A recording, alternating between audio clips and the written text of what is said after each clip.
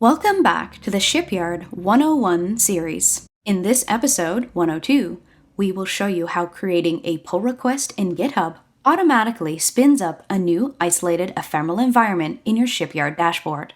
Then, I will show you the workflow of reviewing the PR in Shipyard and what happens when you merge that into main. As a quick reminder of where we have our first app set up in Shipyard with our base environment running. Through the Shipyard dashboard, we can access the GitHub repo that holds the code for our running application. The app itself is this React Flask starter app in dark mode. Before we open our PR, we will turn on GitHub comments for the Shipyard app. The three dots at the right open a drop-down menu where we can configure our app settings. You can find the GitHub notifications under the third tab, Notifications and General Settings. The first, GitHub Commit Checks, tracks commits and adds a Shipyard check in the commit message. This provides a green checkmark if the build successfully creates an ephemeral environment or a red X if not. The second, GitHub PR Comments, allows the Shipyard bot to post a comment on the PR with a link to the app's environment and build details page once it's running successfully. I will turn both these on and click the green Save button. Now we are ready to open our first PR. For this example, we are going to change the app from dark mode to light mode. Heading over to the code, we will navigate to the subdirectory with our app.js file. Right in GitHub, we have the Edit button to the right of the code. Scrolling down to line 96, we see the app's code for dark mode, and in line we change this to light. At the bottom, we will create a new branch for this and give it a logical name, so I'm going to go with light theme. Then I will add a commit message and click Propose Changes. In the Pull Request tab, I can open a PR to my main branch. GitHub automatically detects my recent changes and prompts me, so I will click the Compare and Pull Request and then Create Pull Request. Okay, my PR is underway, and switching back to my Shipyard dashboard, we see that it has already automatically detected my PR. When this happens, we see this PR environment start to spin up.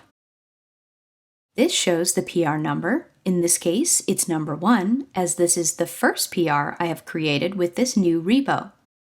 It also has the name of the latest commit message, since that is the code that will be used to spin up the testing environment, and who created it. By hovering, we see the name of the branch the commit is coming from, and what branch the PR will eventually be merged into. In this case, it will merge directly into main. But if I was on a team working on a set of features, then we could merge our features together into one feature branch before merging it into main, and this tells you that information here. Our environment is now ready to go, so let's go look at the latest changes we have made to our app. And here it is in light mode. Now, I want to just quickly show you the notifications we turned on for the GitHub PR.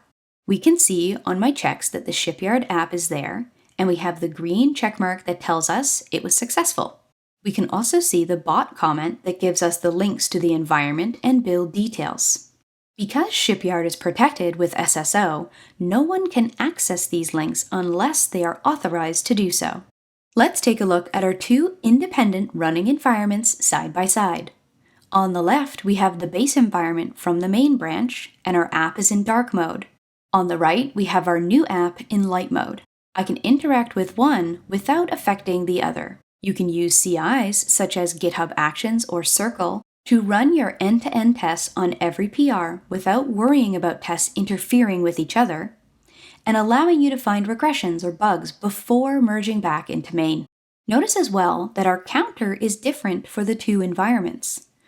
We create a snapshot of the persisted data of the base environment and then give an independent copy of that to the PR environment. So in the main environment, this counter is at 4,633, but in our new PR environment, it's showing over 4,800. Okay, let's say we are happy with the new light theme and there are no issues in the code. We will merge this into main now. Returning to GitHub, we can merge our PR at the bottom with merge pull request. We confirm that we are ready to merge it, and GitHub finishes the PR process. Again, the Shipyard dashboard has automatically picked this up. Our PR environment section has disappeared, and our main environment is undergoing the recent changes that we just finalized in GitHub. Once Shipyard incorporates all your changes, the merge pull request disappears, and the new environment is spun up automatically. And that shows the whole workflow of using Shipyard to manage your ephemeral environments for each PR created. In this video, we learned how creating a PR in GitHub is detected in Shipyard and how you can access the PR environment, the workflow of reviewing an open PR in Shipyard, and, as a bonus, how to turn on GitHub notifications for your PRs so that you can access the running environments and build details with a direct link. Next time, I will show you how to share an environment with others by adding them to the list of authorized users, how you can access and view the logs from within the Shipyard dashboard, and some of the other app settings available to you.